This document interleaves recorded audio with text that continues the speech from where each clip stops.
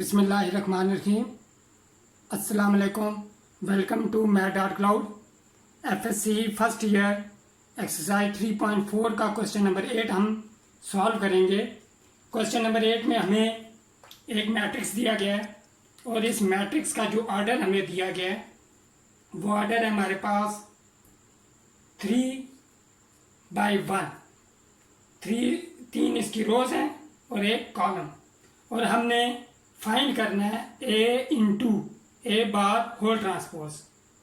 हमने पहले हम एवेल्यूएट करेंगे, कैलकुलेट करेंगे ए बार, फिर उसका ट्रांसपोज लेंगे, फिर जो हमारे पास मैट्रिक्स आएगा उसको मल्टीप्लाई करेंगे ए के साथ। तो स्टार्ट करते हैं। ए बार हमारे पास आ जाएगा, ए बार हमारे पास आ जाएगा 1 माइनस आयोटा माइनस आयोटा, सिर्फ कॉन्जुगेट लिया हमने। और अब हम ट्रांसपोज लेंगे तो हमारे पास जो रोज हैं वो कॉलम में चेंज हो जाएंगी। फर्स्ट रो 1 है फर्स्ट कॉलम में, सेकंड रो 1 माइनस आयोटा है सेकंड कॉलम में, और थर्ड रो माइनस आयोटा हमारे पास थर्ड कॉलम में इंटरचेंज हो जाएगा। अब इस मैट्रिक्स का जो ऑर्डर था हमारे पास वो 3/1, और इस मैट्रिक्स का ऑर्डर हमारे पास 1/3 है। और हम कब दो मैट्रिसेस को मल्टीप्लाई कर सकते हैं? क्या हमें अगर दो मैट्रिक्स दिए गए हों क्या वो मल्टीप्लाई हो सकते हैं, ये चेक करना हो तो हम सिंपली ये चेक करते हैं। अभी आपको यहीं इसी एग्जांपल से समझाता हूँ, इसी क्वेश्चन से, कि हमारे पास जो गिवन मैट्रिक्स है, गिवन मैट्रिक्स 3x1 है। हम यहाँ पे इसका ऑर्डर लिखेंगे जो हमने पहले लिखना है, उसका ऑर्डर क्या आएगा 3x1। अब जो सेकंड हमारे पास मैट्रिक्स है वो देखें ये वाला है जिसे मल्टीप्लाई करना है, इसका ऑर्डर 1x3 है। अब होता यूं है कि ये रो को डिनोट करता है और ये कॉलम को। अगर पहले मैट्रिक्स के नंबर ऑफ कॉलम्स इक्वल हो हमारे पास दूसरे मैट्रिक्स की नंबर ऑफ रोज के साथ, तो तब हम मल्टीप्लाई वो मैट्रिसेस कर सकते हैं। अगर ये इक्वल ना हो तो तब हम मल्टीप्लिकेशन नहीं कर सकते। मसलन अगर हमें एक मैट्रिक्स दिया गया हो 2x3 और दूसरा भी दिया गया हो 2x1, तो अब फर्स्ट जो मैट्रिक्स है उसके 3 कॉलम्स और जो दूसरा मैट्रिक्स है उसके हमारे पास 2 रोज हैं। अब ये दोनों इक्वल नहीं है, लिहाजा ये जो दो मैट्रिक्स होंगे इनकी मल्टीप्लिकेशन पॉसिबल नहीं है। तो उसी वक्त हम मल्टीप्लाई कर सकते हैं जब पहले मैट्रिक्स की नंबर ऑफ कॉलम्स इक्वल हो सेकंड मैट्रिक्स की नंबर ऑफ रोज के साथ। लिहाजा इस केस में ये मल्टीप्लिकेशन पॉसिबल है। अब जब हम दो मैट्रिसेस को मल्टीप्लाई करते हैं तो हमें एक थर्ड मैट्रिक्स हासिल होता है।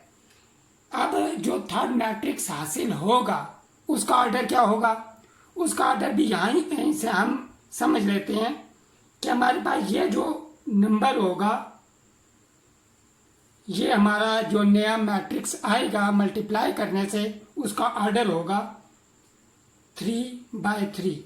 यानी जब हम इन दो मैट्रिसेस को मल्टीप्लाई करेंगे तो जो हमें रिजल्टेंट मैट्रिक्स हासिल होगा उसका ऑर्डर होगा हमारे पास 3/3। ये एक सिंपल सा रूल था चेक करने का कि दो मैट्रिसेस मल्टीप्लाई हो सकते हैं या नहीं। अगर हो सकते हैं तो रिजल्टेंट जो हमारे पास मैट्रिक्स होगा उसका ऑर्डर क्या होगा। याद रखें, हर दो मैट्रिक्स को मल्टीप्लाई करना ज़रूरी नहीं है कि अगर आपको दो मैट्रिक्स दिए गए हों वो उनकी मल्टीप्लिकेशन पॉसिबल हो। अब हम मल्टीप्लाई करते हैं। A bar whole transpose is equal to, A लिखेंगे हम 1 प्लस आयोटा।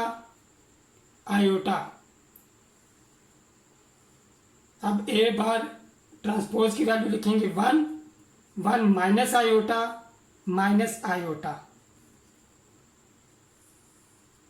अब क्योंकि ये 3x3 का बनना था इसलिए ज़रा मैंने यहाँ पे जो मैट्रिक्स की जो साइन है वो बड़ा लिखा, यहाँ ब्रैकेट डाली।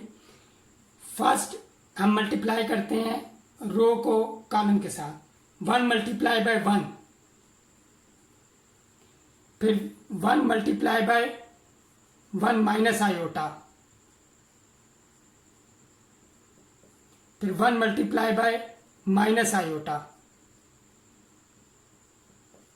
अब 1 प्लस आयोटा को हम मल्टीप्लाई करेंगे, 1 plus iota multiply by 1, 1 plus iota multiply by 1 minus iota, 1 plus iota multiply by minus iota, iota multiply by 1, iota multiply by 1 minus iota, iota multiply by minus iota.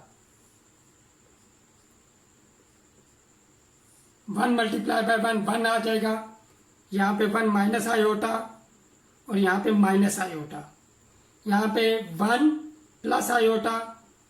अब हम जानते हैं complex number में हम पढ़ चुके हैं कि a plus iota b into a minus iota b ये इक्वल होता है हमारे पास a square plus b square के। तो लिहाजा इस केस में हमारे पास 1 plus iota into 1 minus iota equal हो जाएगा 1 स्क्वायर प्लस 1 स्क्वायर, क्योंकि इमेजिनरी पार्ट हमारे पास 1 है और रियल पार्ट भी 1 है।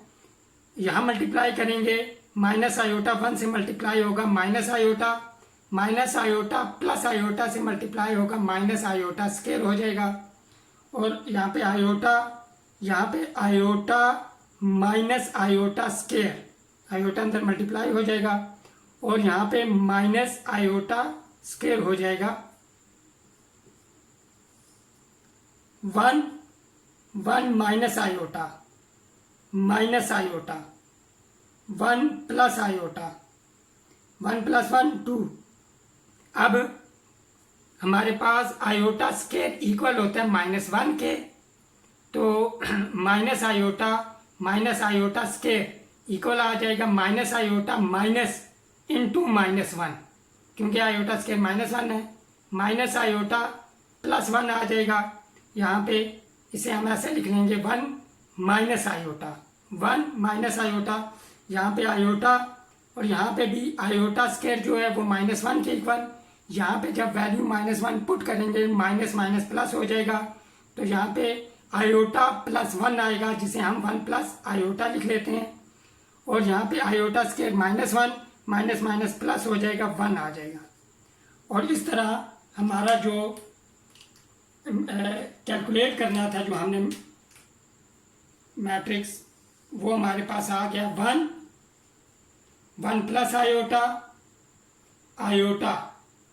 1 minus iota 2, 1 plus iota minus iota 1 minus iota and 1।